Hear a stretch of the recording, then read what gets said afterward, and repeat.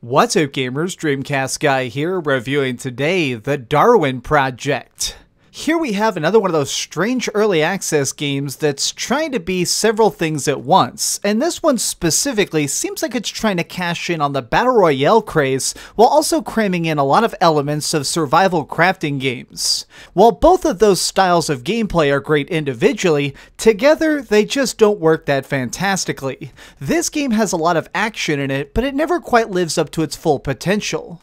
So Darwin Project is essentially a very bare bones game right now, but one where the core actual fighting is fantastic. We play as a series of inmates that for some reason are being dropped into this weird canyon in Alaska. It's a giant circle that is slowly gonna shrink and make you have to kill everybody in order to win. Sound familiar, right? It's the same thing that we see in Fortnite and things like PUBG, but here the biggest twist is of course the fact that you have to build your own gear. So as soon as you land, there are two resources that you can grab, wood and leather. This is a little bit strange because, well, as I'm sure you've already noticed, you're only getting the wood from these really thin stick trees, and you're only getting the leather from these old abandoned chairs, which for some reason are all over the place. By going up and skinning these chairs, you can start crafting new equipment. You can do 3 different things. Build new shoes so you can run faster, sharpen your axe so you can hit harder, and make it where you have a cloak so you're more resistant to the cold.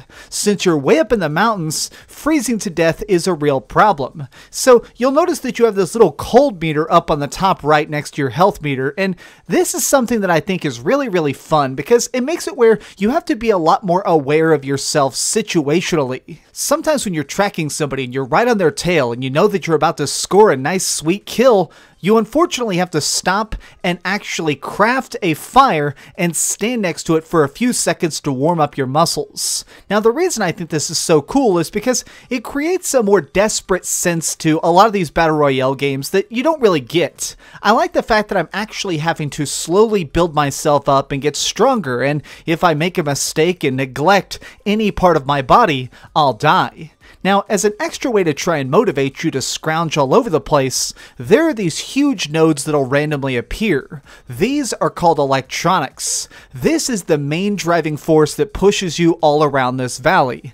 These make it where you can basically get super weapons. By being the first person to reach this giant node, you get 1 piece of electronic. Now, before you go into a game, you set up the 3 special attacks you want. For me, I like the shield, the super jump, and also invisibility. Each time I get one of these electronic nodes, I'm able to craft one of these talents. This is honestly my favorite part of the game because these powers are extremely strong, as they should be, because everybody is competing for it. Just as an example of how freaking sweet these abilities can be, this is when I'm using super jump to win a match. So the only way to actually win is to be the last man standing, which means you're going to have to chop people up or shoot them with arrows to try and put them down fast. This guy was actually really good. He was just ducking and dodging and doing everything he could to really wear me down. However, I ran behind this rock, used a medkit I found, and then super jumped about a mile ahead of him and then landed behind him. And then when he least expected it, I beat him down, crushing him with my axe. It was so thrilling to get to sneak attack him like that, and obviously it won me the round. That is what is so thrilling about this stuff is I feel like a lot of games don't make you truly feel powerful, but when you get these electronics, you get a very strong advantage. You really feel driven to try and get to that next big node because the advantage it gives you is so giant that not getting it means you can't win. Now, I do want to talk about what I consider the biggest drawbacks of this, because while this game is fun, I think that it is far from complete.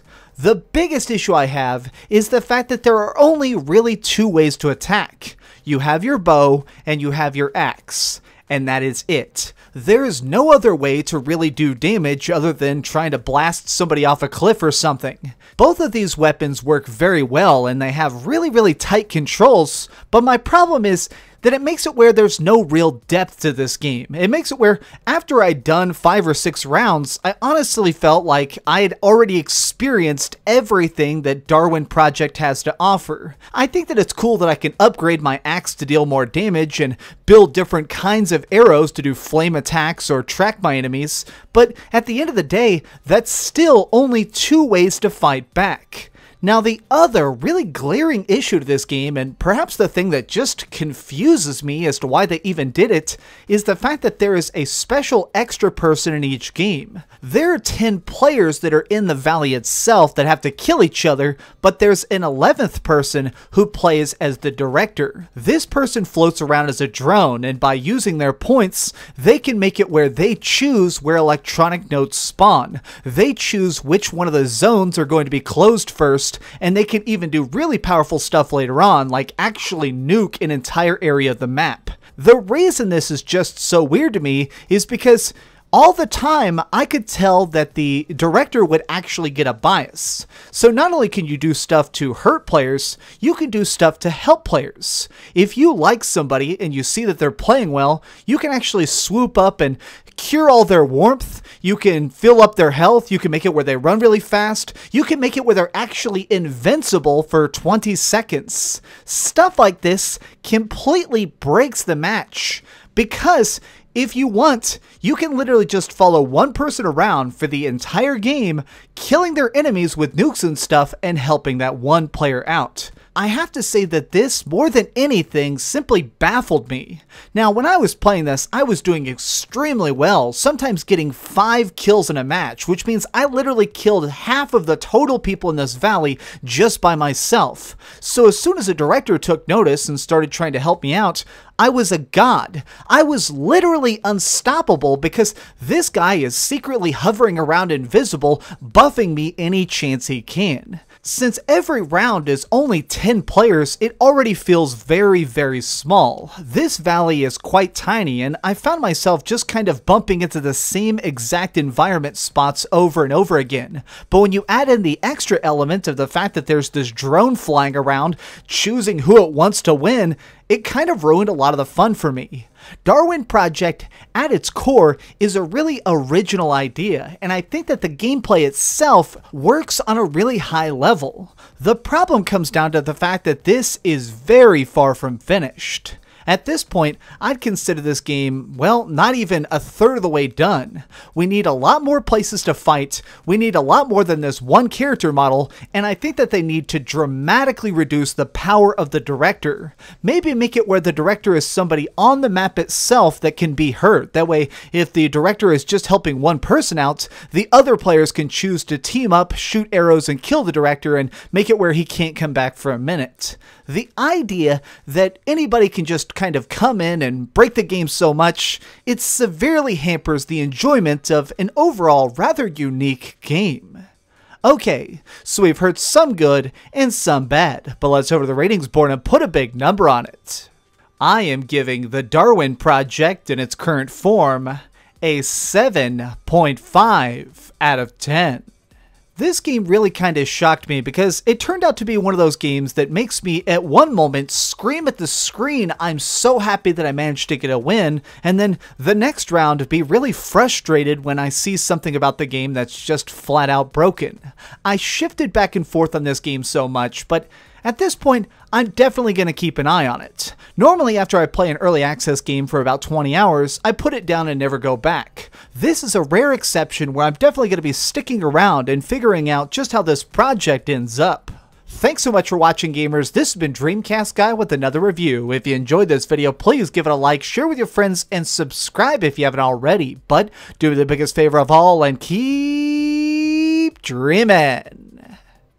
If any of the developers happen to see this video, please make a mode where I just don't have the director. That would be seriously the only thing I play.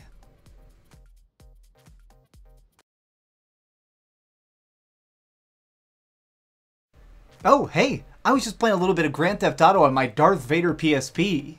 Are you curious what I'm going to come out with next? Well, if you click this button, you'll be subscribed to be the first to know.